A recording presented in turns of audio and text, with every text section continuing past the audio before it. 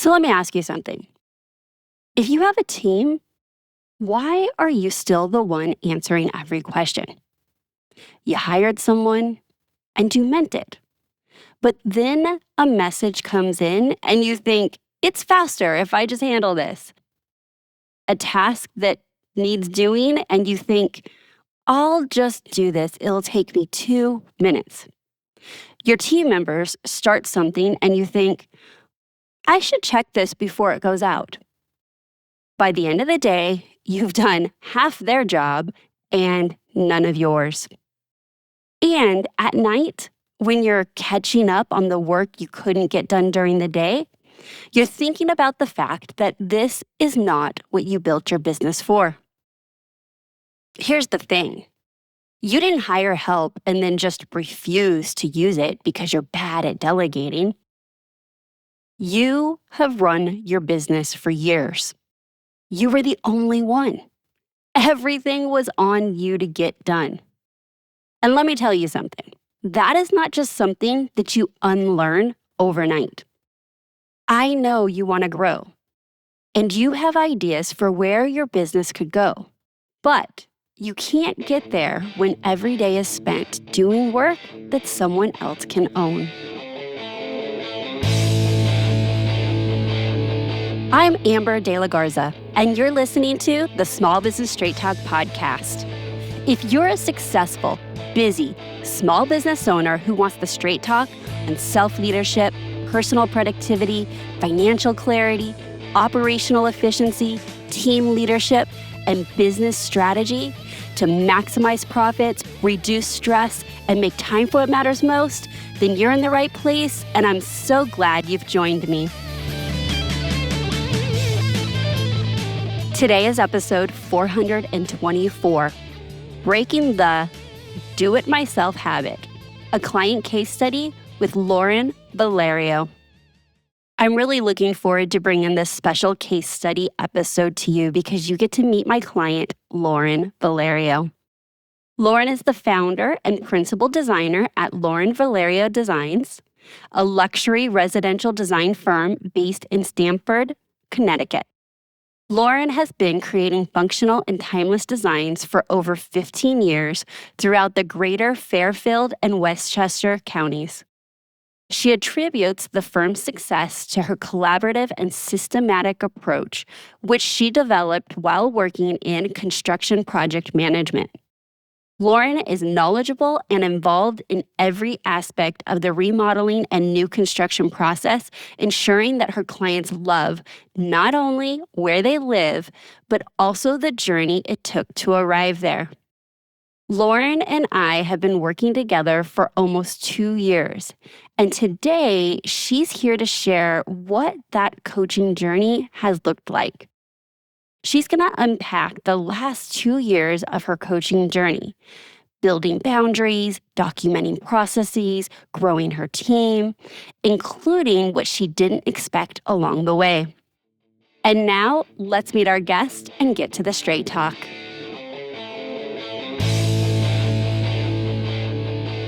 Welcome, Lauren. How are you?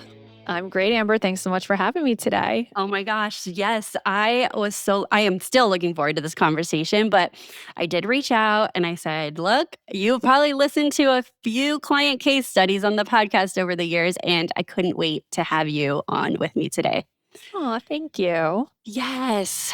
All right. So let's take it back. Well, let's just let our listeners know that we have worked together for 20 months, almost 2 years. Yeah. And man, time flies. When I went back and looked, I was like, what? I know, it's crazy. It's Yes. crazy. But we've accomplished a lot, and it's been so much fun. Oh my gosh, I feel like that too. So let's start off and just, if you can remember, when you reached out to me, what did your business look like? Like, what was a day-to-day for Lauren in your firm? What did your team look like? What were some challenges that you were, wrestling with at that time? Sure.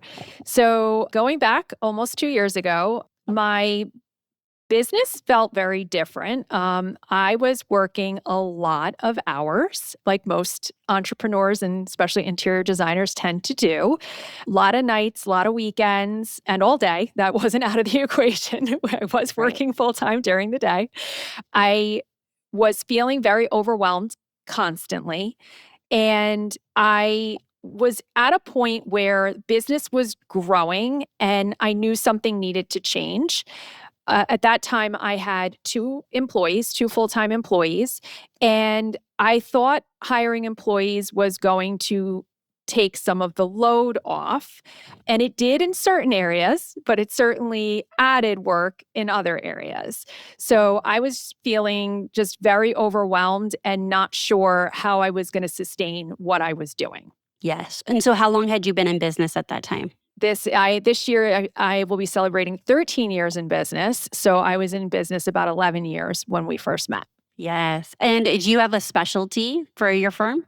I do. We specialize in kitchen and bath design. We do operate as a full service interior design studio, but I went to school for kitchen and bath design, so that is sort of my first love and what we tend to lean into, and where a lot of our referrals come to. Yes. All right. So I'm going to start off with what I remember, like like funny, not funny story. Okay. So this is really relevant. What is your commute to your firm each day on top of your long hours, full time, nights, weekends working? I'll just say, spoiler alert, I almost fell off my chair. So what is your commute each day, Lauren? So, on a good day, my commute each way is 1 hour and 15 minutes to get from my home to my office on a Yes, good day. on a good day. All right. And that's for various reasons. We don't need to get into all that today, but it was a non negotiable. Like that was what it was. And I Yes. remember thinking and saying, I think that one of the first questions I asked you was, so what do you do during that drive? What does that feel like for you? What do you want it to be? Do you remember that? I do. I do. And you were like, I work. I did. And I was like, do you want to work during your drive? No. And the answer was no. And I said, okay, let's start there. What do you want your morning commute to look like and feel like and experience? And as small as that seems to me, starting with how you start every single day and you saying, I don't want it to be X, I want it to be Y. I'm like, great. How do we make that a reality? Because you had up to that point, it was such a habit and behavior. You were putting fires out, you were making phone calls, like you were in the thick of it during your commute each day. Absolutely. I had contractors trained to text and call me, before 7 a.m. I allowed it. I didn't have any boundaries around it. And it would instantly raise my anxiety every single day. Before you ever even hit the office. Exactly. So I said, what is it that you would like to do? And my answer was, if I remember correctly, talk to my husband Hmm. and listen to podcasts. Yes, that is what you said. And again, like we started there because think about that. This was you first identifying that you want something different than you had to Mhm. experience something different and just energetically how you start your day, how you start with your team, how you start your work. And we got to work on boundaries like first right out the door. And this Yeah. is, I don't want to make light of this. Like for anyone that's listening, these aren't just like, okay, just one day I decided I'm not taking Mhm. text messages or phone calls. That's not how this rolls out. These were long term relationships that these standards and expectations had been built. And so this wasn't black or white. It wasn't like one day she decided, the next day no one ever bothered her on her commute into the office. But it was a consistent thing that we kept coming back to because it really meant more. It meant you having a voice and saying, this is what I want. To me, it meant also practicing setting boundaries, which For sure. I'll let you share. Has that shown up anywhere else in your day other than your commute? Everywhere. Yes. Everywhere. I think the biggest thing with the boundaries was really, again, like you said, the long-term relationships that I had and allowing it to happen. Mm-hmm. Um, I always have made myself super available to the people that I work with, to a point where it was a detriment to myself. Yeah. And that wasn't really, I didn't really realize it that way until you pointed it out. Yeah. And if I'm remembering correctly as well, because I mean, we're going all the way back to 2 years ago, and we'll keep going through some other stuff. But I remember, I believe that it was like, but that's the value that I provide. Yes, And exactly. this was like, well, if I don't do that, can I charge X? Will they send me referrals? Will this affect my business? Like when we talk about setting boundary, clarity about what you want, setting the boundaries, then it's the whole mindset work of, okay, it is this, I don't know. Maybe that is the only reason they hire you, Lauren. And you might have said, okay, fine. That might not be the only reason they hire me. But our brains love to lie to us and tell us, like, this is why I should continue this, even if I don't want it, is because this is the value that I provide. Absolutely. I so thought that. I mean, Mhm. I guess for me, I was thinking there was some validation to it in the sense that, contractors would make, comments, "Oh, you're the best," and, "You always answer the phone," and for years I thought that that was the value I was bringing. Mhm. And then when I started putting the boundaries in, and it wasn't that I wasn't getting back to them or I wasn't answering their questions, I just was not answering them at a god awful early time in the morning. Right. I was waiting until 8:30 when I start my day at the office, Yes. which is still early. It is. And just efficiently, it's not like you had the plans in front of you. It's not like you're like rummaging through your design to be able to answer. It's more like you're taking in the information. Maybe I can answer it one off, but also you're not going to get back to until you got in the office anyway. So now we're Right. disrupting the time to talk to your husband, disrupting your own personal investment in yourself and listening to podcasts and educating. Okay, so we're going to just run this through thread because something else I just remembered. Mhm. Uh, you being the point of contact for every single question from clients, from contractors. Mhm. I think that was like one of the next things we worked on. How's that Yes, it going for was. you? Or how did that feel? Like really like pull that through. Like if someone is listening and you've created a business where you have 20 plus projects, 20 plus clients, contractors, like I really want to paint this picture. Like this is a lot of people that need and want information. They're all coming to you. Yeah. How'd you get any work done? I worked really long hours. Right? And that was the thing is that a symptom of being the person that can answer all the questions during the workday meant if you were going to get any deep work done, it was being pushed to nights, weekends, all of the time that like surrounds the workday. Absolutely. And one of the first things that you had me do was take my cell number off of my voicemail. Well, I wasn't on my voicemail, but on my voicemail, my message now says, if you need immediate assistance, Mhm. please call my office and one of my team members will assist you. But more importantly, on my email signature, you caught that I still had my cell phone on there and you Yes. said, "What are you doing? Change that. That should be the office number." I'm pretty sure I said that in an email. Like you emailed You me and I did. saw it and I responded right back. I'm like, take it off right now. This is like going against everything we're working on right now. Yep, absolutely, absolutely. So, and it has made a difference Mhm. because now people call the office. I And who had an picks up office and line. answers I'm at the sorry, office? Who picks up the phone and answers at the office?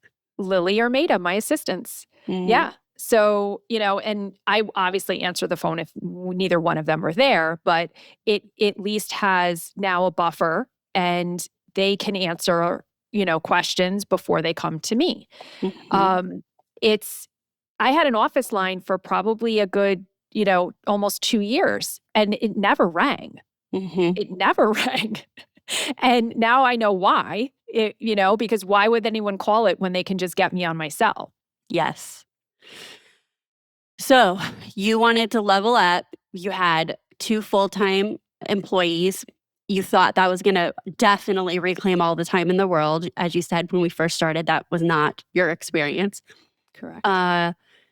And you were burning out. I mean, you're working all the time. There didn't feel like this work-life balance. And I'm just sharing this with those listening. That is a real internal struggle when we're like, we want more growth, we want to serve more people, we want our business to be bigger. But then we're like, but we're drowning every day. I can't even have peace on my drive into work. I don't have time to talk to my husband. I answer all these phone calls and I'm already giving up nights or weekends. My brain is short circuiting. Like those two don't go together. How can I grow more when this is my reality every day? And so because I understood that that's where she wanted and she has huge goals, I knew that. Like that's why when we began working together, like I wanted to understand where she was going and what she wanted. That's why we start with these things like boundaries, preserving your commute time, communicating, having team members do things that they were not doing before. And we just keep etching away at that so that your brain can now be like, oh, it's possible. Like I see a way forward that I don't need to sacrifice my health, my personal life, my relationships, because I want to go after this other thing that I want really bad too, which is business Right. growth. Yes. Yeah. Absolutely. So what does your team look like now? So you had two employees. Tell us what their roles were, how they supported at that time 2 years ago. And then let's talk about what the team looks like now and what support you have. Sure. So back then, I had the two full-time employees that were in person in office. One, a junior designer who basically did the majority of our CAD work, helped with selections, site visits, basically typical junior designer level work. And then an interior design assistant who at the time was doing admin as well as product sourcing, running around for samples, kind of keeping the office organized, sort of just like the typical assistant level duties, but more pertaining to design. Yes. Now the team looks a little bit different. I still have those two roles, but I also have an executive assistant who works remotely and primarily supports me. She is a rock star. She's done a lot in terms of helping us build processes and systems and get the team more organized, especially in the way that we execute projects and deliver information to each other. And I also have a contract drafts person that helps to support on the drafting level, solely drafting. And that's more so on an as needed basis. But lately that's been on a needed a lot basis. Yes.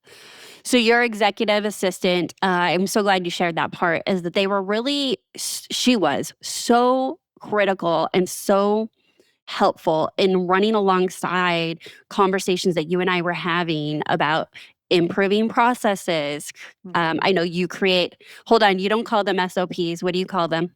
How-tos. How-tos. This is great. So for everyone else, it's going to be a standard operating procedure. It's going to be, the boring SOP.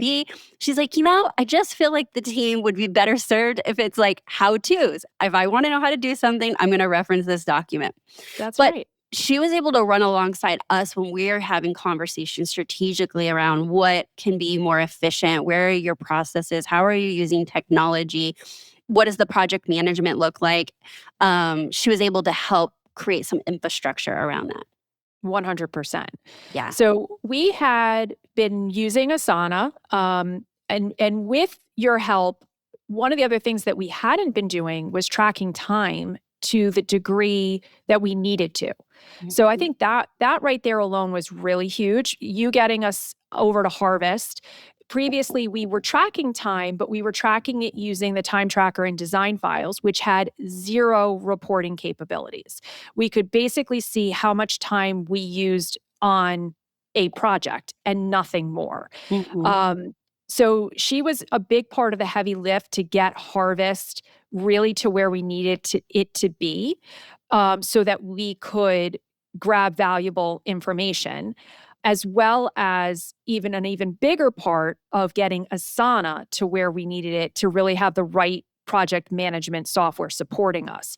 Previously, like I was working with like the basic free level of Asana. We were kind of just throwing tasks in there that needed to get done and checking them off when they were done. And there wasn't really a strong rhythm.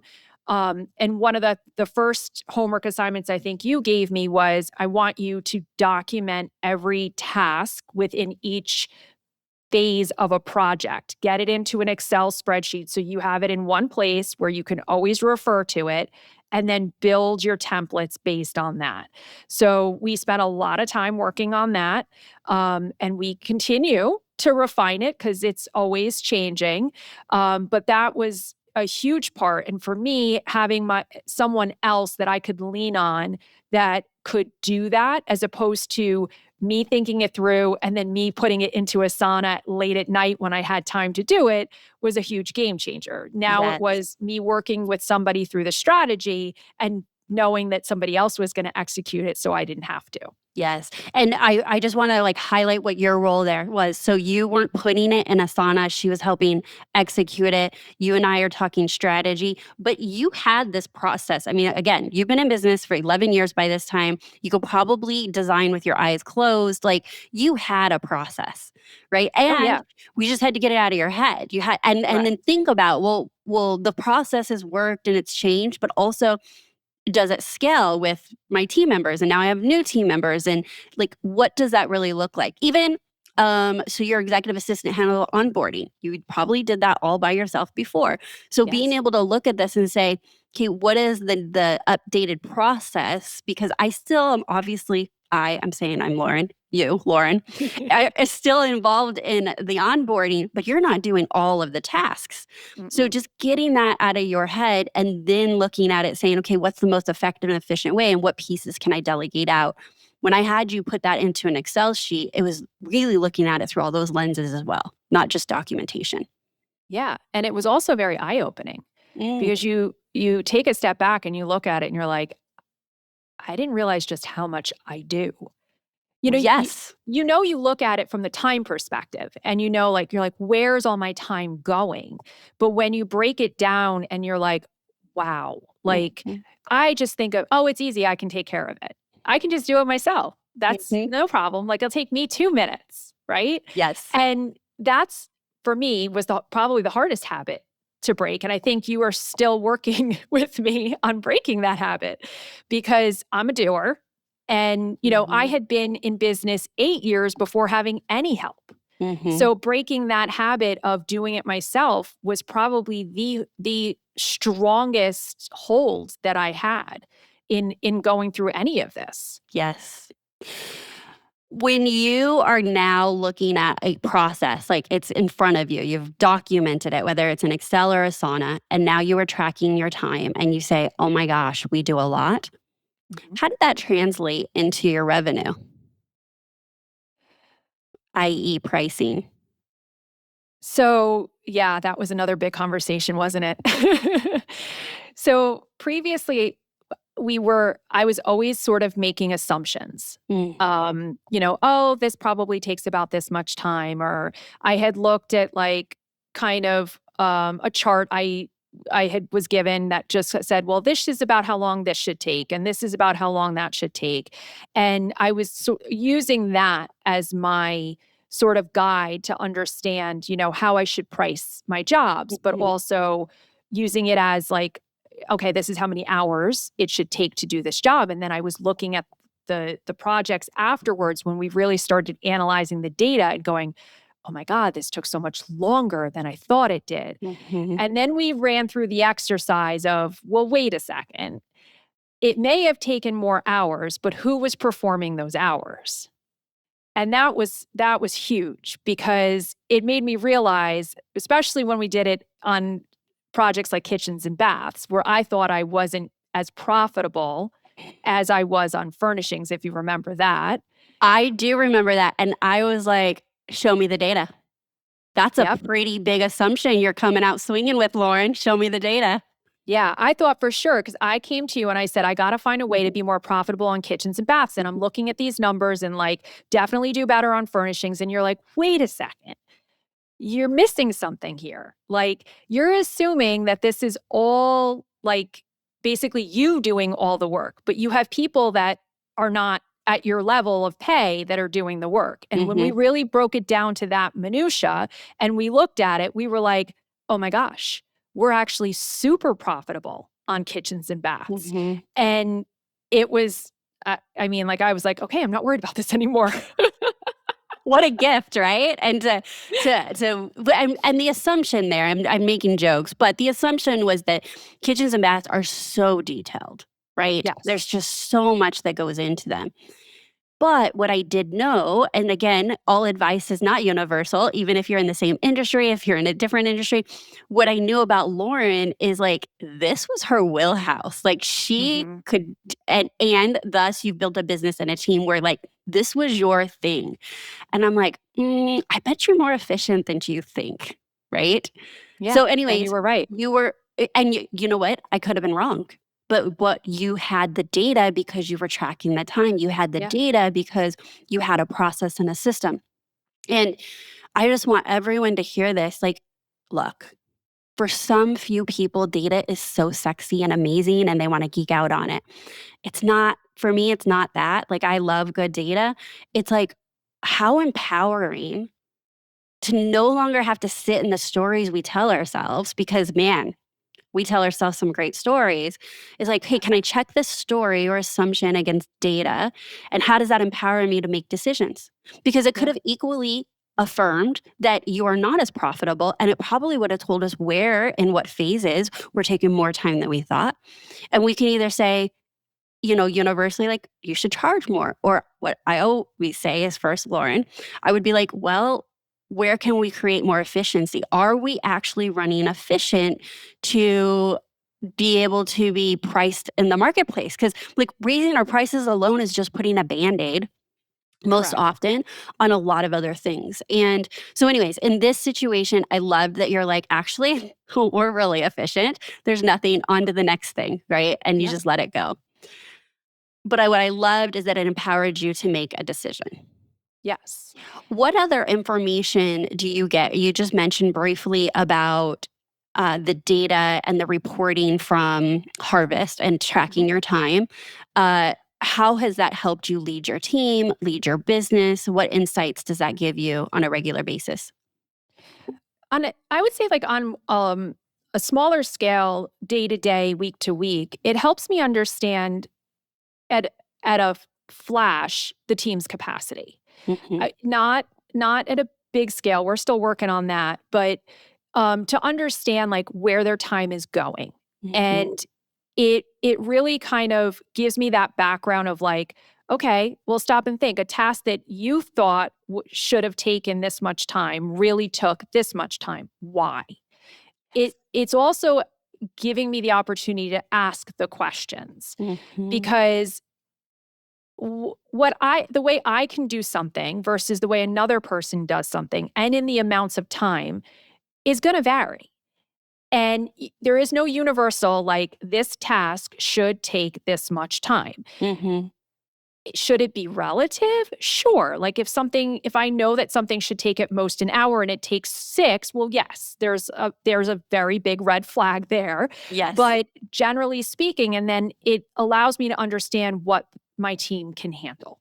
Hmm. And still something that's a work in progress, but if I didn't have data to look at, then I wouldn't be anywhere with it. Yes. When I first started the bit, I never tracked time.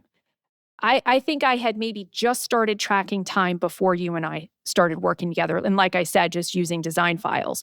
My whole theory was I wasn't billing hourly and I didn't see a need to track time. I saw it as it's extra work. I'm going to Mm. have to bill out the client. I'm going to have to comb through the hours. I'm going to have to do all the things that everybody does. It's easier for me to put a flat fee price on a project and be done with it. Everybody's happy. And everybody's happy until you're not making money because you didn't charge the right amount. Yes.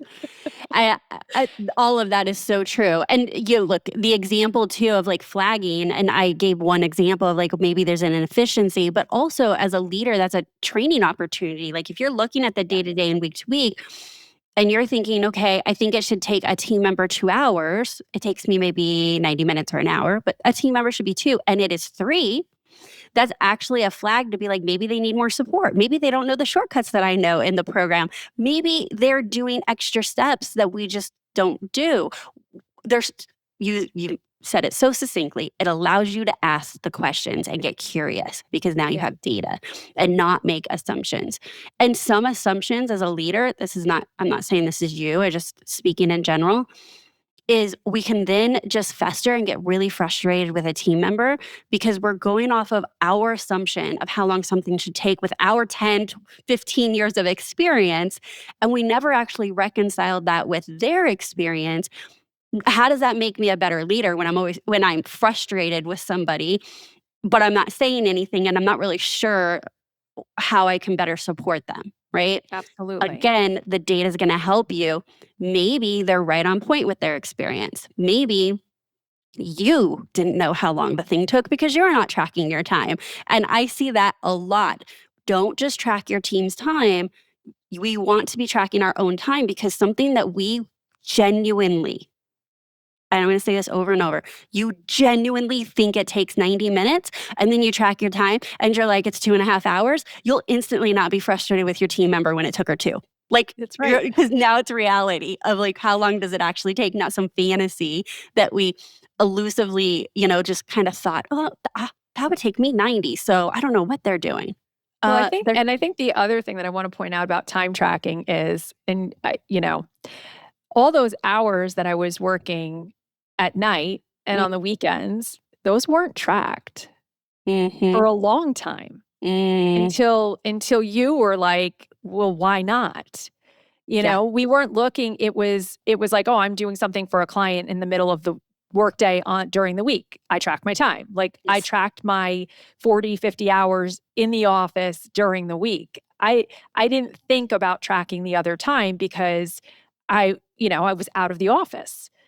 And then, as we kept working on this and I'm like, well, she's not going to get a clear picture mm-hmm, when she says to me, and I'm not going to get a clear picture of just how many hours I'm working because I'm not plugging those in to harvest. I need to plug those in. yes, So, it was a mindset shift for mm-hmm, sure. Like to get into the habit of clicking the button, starting the clock, clicking it off, and just remembering to do it. It mm-hmm, wasn't it wasn't one of those things that was an overnight, like, oh, okay, I have to do this. yeah. It took time. Yeah, and now it's just firm standards Hmm. that we track our time. Yeah, All right. So we were talking about, you having these big goals, but in the day to day, it just felt like how could I squeeze another minute out of my day? I am to get my business to where it's at. I'm giving everything I have.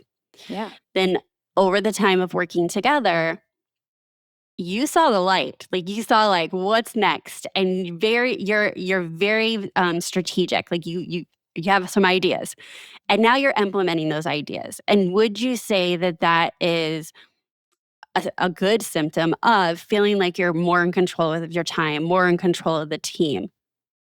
absolutely. Share with us a little bit about what that felt like as it started transitioning, where business felt lighter and you're like, actually, I can bring on more. I can do more. I have these big goals. So, like, where are you at now? What are you going after? And how do you spend your time working on your business versus in your business? Sure. So I'll start with the goals.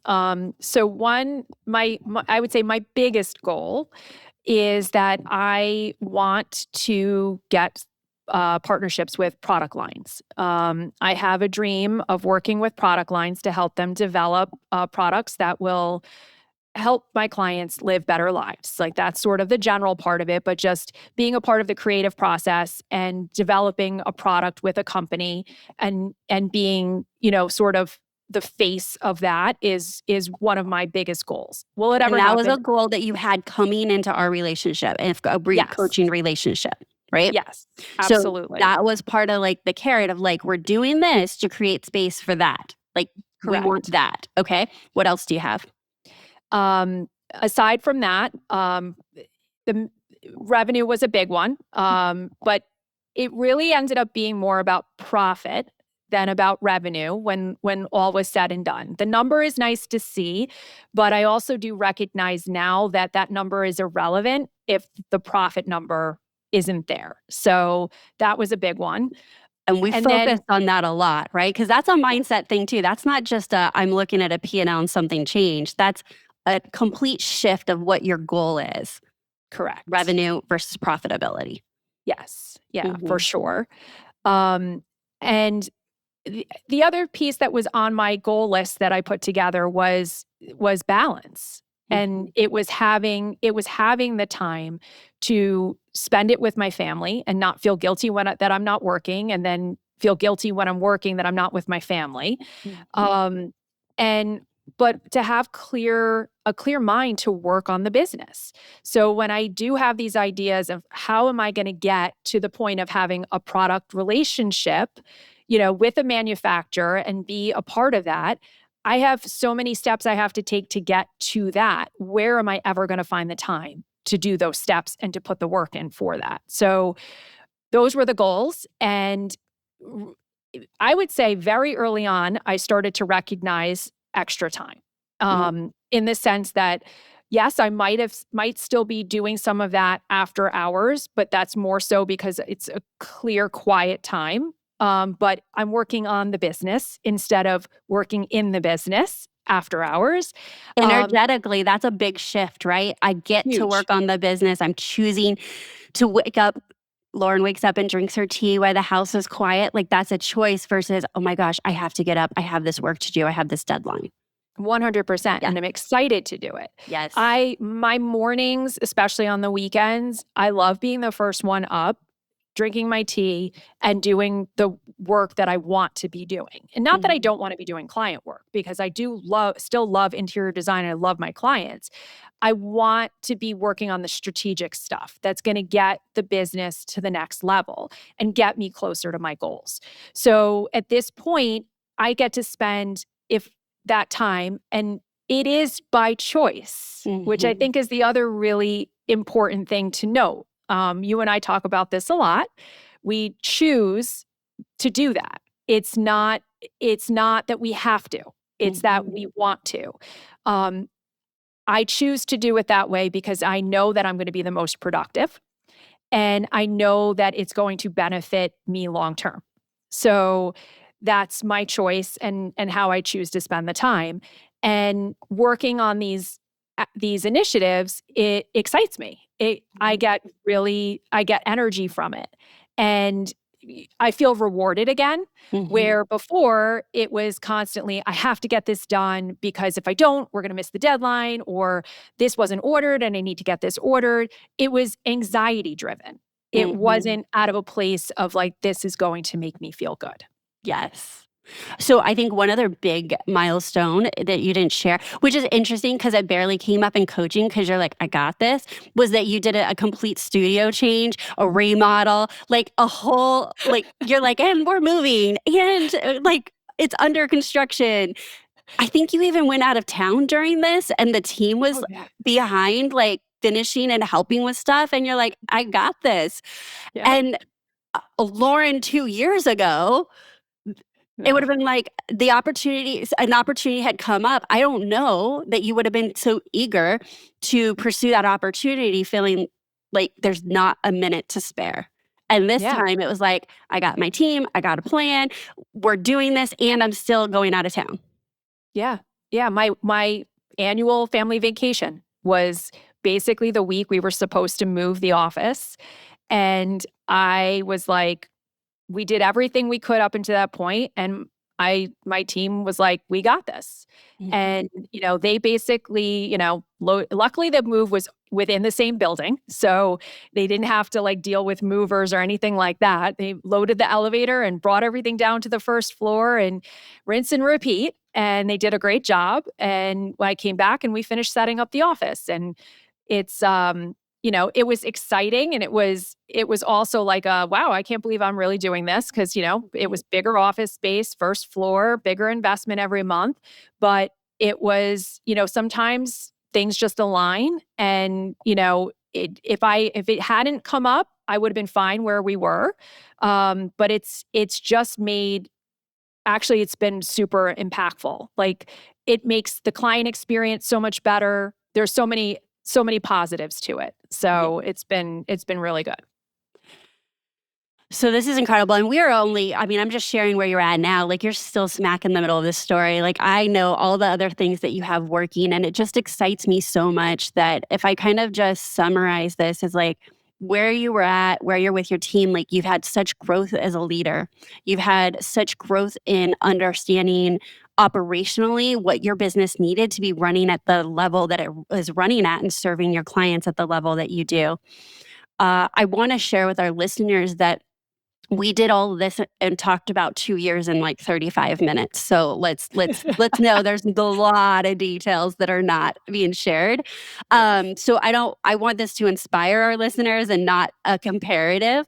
But just to summarize is like you did a lot of foundational work that was not on the goal list, right? When we're talking about doing Asana and tracking time and refining job descriptions and leading and having one-on-ones and geez, all of the things, looking at your pricing, looking at your profitability, all of those things were little stepping stones to create more and more time, more and more leverage so that you can move your office while you're out for a week and go into a new space. It's so that you can take on these opportunities that are right around the corner for these partnerships and content creation and things that our brains would have short circuited at when we're like, so I do that while I sleep. Is that where we're at? If you Yeah. added that on 2 years ago, is there anything else that you want to just share about either the journey or maybe what's exciting you next in the business?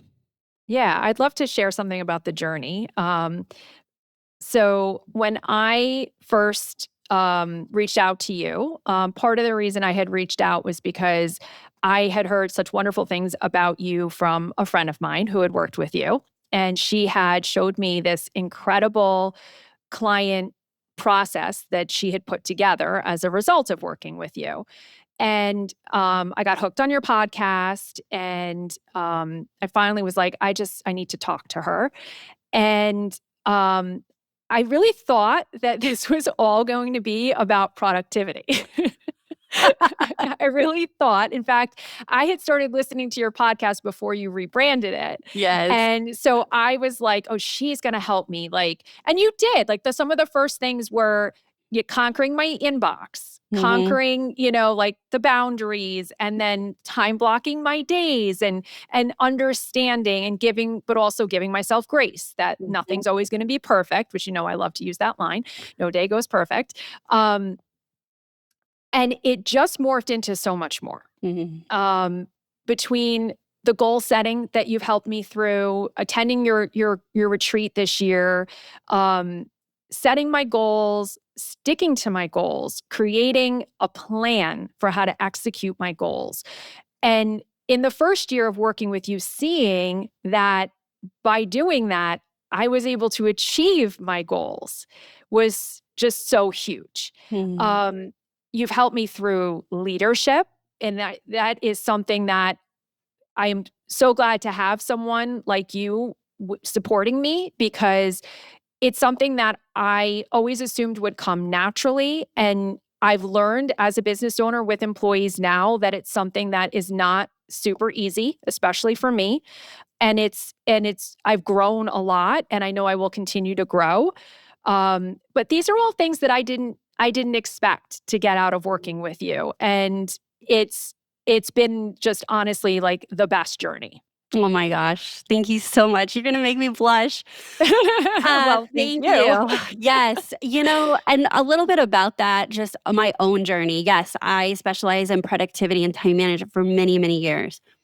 But as I dig into businesses in different industries with different business owners, because I don't define productivity as just a time management thing like that strictly. It's like we have to understand our numbers. We have to understand how we're selling our services because if we're setting up a business where everything comes to us and we have to do everything, I can't make you more productive out of that. Like I can't get you out of the day to day if you don't understand your numbers and have clarity around your numbers as a business owner, not as how maybe your CPA is saying for tax purposes, but like understanding revenue, profitability, when we make hiring decisions, how does that impact things? All of that to me did root back to productivity until I realized Actually, it's just being an amazing business owner. And what does all that support look like? Leadership, financial clarity, personal productivity, self-leadership. That's around the self-discipline. It's about how do we make decisions, boundaries. Um, and one of my favorite is partnering as your strategy partner, being Yeah. literally like strategizing, thinking what's next, breaking big ideas down to your point, like pieces that can be obtained over 2 years to where you lift your head in a year and you lift your head in 2 years. You're like, wow, I made such huge traction.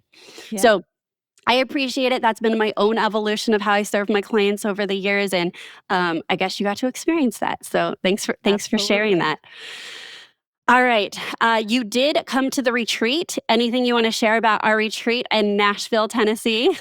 Oh, it was so much fun, but all fun aside, the work was great. I feel like you could ask any of the 10 of us that were there that we all came in with not knowing what to expect. And we came out with such a clear vision of what 2026 could look like. Yes. And having the tools to do that, and then to know that, like, when we feel like we're getting off track, we have a document. Like, I actually keep my book on my desk Mm-hmm. so that I can, when I'm having a moment and I'm like, all right, I need to just switch gears here for a second, I can look through it and say, all right, today is April 16th. Where are we? And am I on track? Where do I need to shift? Where do I want to be? And it was just incredibly helpful. I mean, and there were a lot of really great moments too. I mean, we all had some emotional moments, Yeah. some exciting moments. Mhm. It was an amazing experience. Yes. Okay. So it's April. I have not shared details on the podcast. It's still a little close to my heart. Let's just say things did not go as planned in all aspects of the retreat. Now, my clients got, I believe, just feedback, everything. I'm not just saying this, like the experience for you guys were great. But Yes. I'm prefacing this because this is a great story. So I have to redirect 10 people to new accommodations as they're flying in from all over the country because our accommodations were not up to par. And I'm making phone call after phone call to attendee, trying to explain it. Lauren's in the airport getting ready to get on a plane to Nashville, and I'm trying to give her a heads up before she lands. Now, mind you, I've been redirecting people from the night before. I had people at the airport, like a hotel. I have people in Franklin in hotels. And then I had another wave of people coming. So I explained to Lauren what's happening. I'm like, we got a plan. Lacey and I are fixing it, but just don't come to the address that you thought you were coming to. Call me when you hit the ground. I hang up and now I'm making my next phone call. Now, these are not easy phone calls. I'm seeing like all my plans slipping through my fingers at this moment. I'm literally sitting in Sam's Club parking lot with Lazy, picking up all like the supplies and food. And I see a text message come across as I'm talking to a client that says, please don't be mad at me. Now, if you think that I'm immune to mindset shit, you are dead wrong. I hope you know I've been honest on all of these podcasts. So I'm talking to the next client and telling her, and I'm like, because I can fill that in, my brain could fill that in, that I'm not coming and I'm turning tail and going home. I'm not getting on the plane, is what I thought the text was going to say. No. Lauren says, please, I hope you won't be mad, but I want to rent a 12-passenger van in Nashville so that you don't have to worry about Uber drives, like Ubers, because now everyone's kind of in different locations. I just think that would be best and easiest for everybody so that we can get to where we're having the event. And I was like, oh, you said it via text briefly, right? Yeah. And I read it to Lacey. She's in the driver's seat. And I read it and she's like, yes, like, yes, right now. I'm like, no. Like, and she's like, Amber, this is Lacey telling me, you literally coach to accept help. I'm like, I know, but not this. I need to fix this. And she's like, no, you're going to let her help you. And I was like, okay. And then I called and put you on speakerphone. And Lacey's like, yes, we'll take the help. Yeah. Get the 12-passenger van. Okay. So again, this is, if you really had the context, you would realize what was going on. But I just wanted to share part of this story. So Lauren gets this 12-passenger van, and I named it Big Bertha. I didn't have to ride in it. I was at a different location. But Lauren would pick up all of the ladies in the morning, and they would be doing whatever they did in this van and just having a great old time. And we have video of them coming out like a clown car out of this 12-passenger van in front of the event center.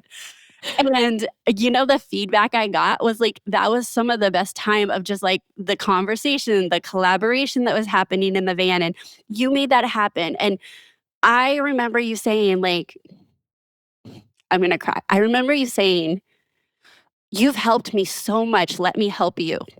Yeah. And I'm like, "That's my job. What do you mean? No, I'm not going to let you help me." And you're like, "Just let me do this."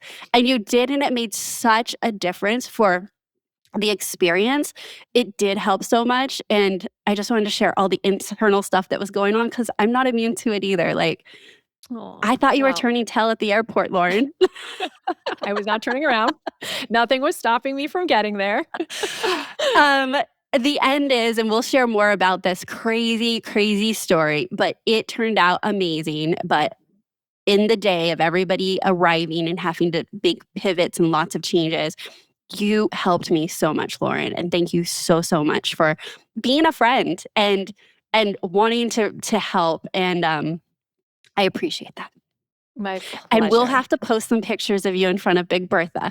Oh, like, yes. How tall are you? 5'2". Yeah. Okay. So she's like 5'2", like above the steering wheel. And this is huge 12-passenger van. And she's owning it. She's owning it in traffic of Nashville. Like, she is just owning this experience. And that's one of my favorite memories. Parking it was definitely interesting. In the parking garage. Like, it's a whole thing. All right, Lauren. Yes. I do want to mention that when you were making those phone calls, you said to me, I was able to get you because your cell number is still on your email. That's when I told you. Oh, that's hilarious. Well, I'm glad I was able to get a hold of you. That's right. And then when I got back from that trip, it got changed. Okay, I love that. All right, so we're still working in this journey. Like, this wasn't you're come on the podcast and we're done. Like, we're still in the middle of one of our contract periods. Like, we are still working through stuff. So maybe we'll have you on again in another year and you can share with everybody what you're in the middle of creating in your business. But I've really enjoyed working with you. And thank you so much for doing this for our listeners and giving the real challenges and the journey and also sharing some inspiration with that. Thanks, Lauren. Thanks for having me. It's been fun.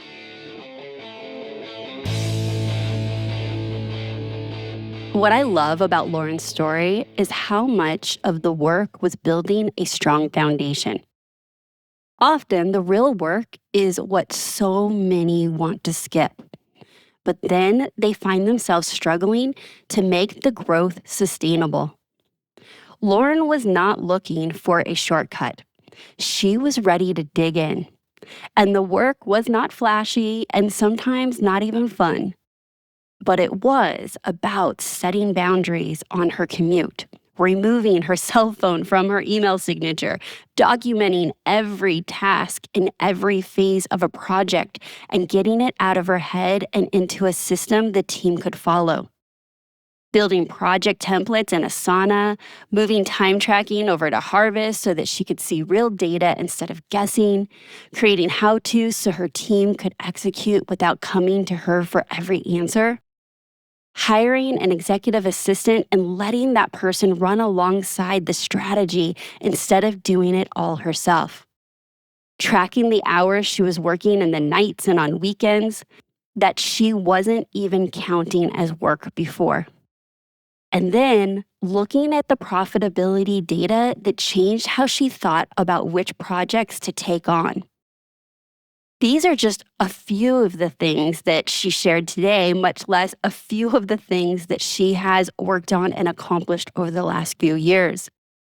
And those may seem like small changes on the outside, but compounded, stacked together, they make a huge impact on how she runs her business. And those changes are what are creating the space for everything that's coming next for Lauren. If you listened to Lauren's story and thought, oh my gosh, that sounds like me, I want you to know something. Lauren came to me thinking that coaching was going to be all about productivity and conquering her inbox. Time blocking, time management. And yes, she definitely got that. But she also got a partner who could see the connections between the things that felt like separate problems but weren't. Goal setting, leadership, boundaries, financial clarity. She said it herself. These are all things she didn't expect to get out of coaching. And I just want to say, that is what working with me looks like. It starts where you're at, and then it goes to where your business actually needs to go. If you are ready to stop trying to figure this out all on your own, and you would like a coach and strategy partner to walk alongside you, then I think we should talk. Schedule a discovery call today to see if we're a fit in working together to get you unstuck, reduce stress, and determine a clear path forward to increase profits. To learn more about my private coaching program and to book a discovery call, head on over to amberdelagarza.com/coaching. Now, this is where I tell you, I've loved having you listen to this episode of the Small Business Straight Talk podcast. And I sure hope you found Lauren sharing her story and her experience to be incredibly valuable and inspiring. But I need to be straight with you. No change, no change. Without taking action, nothing will change for you or your business. So here's what you can do this week. I want you to pick one task that you keep doing yourself because you think it's faster and easier and whatever other excuse you're giving yourself. And I want you to purposely hand it to someone else on your team. Make it a task that you do often in the business, because then once you hand it over and you teach them how to do it, it is repeatable, which means there's a compounded ROI that every time that task is done and you are not doing it, you are reclaiming time. But more importantly, you are systematically letting the people around you, i.e. your team, own it. You don't need to be carrying it all on yourself. If you're new here, welcome. Thank you so much for tuning in. Be sure you hit subscribe so you don't miss another episode. And if you've enjoyed this episode with Lauren and you think you know someone who would find it incredibly valuable, be sure to share this episode with them. So that's my straight talk for today. Until next time, have a productive week.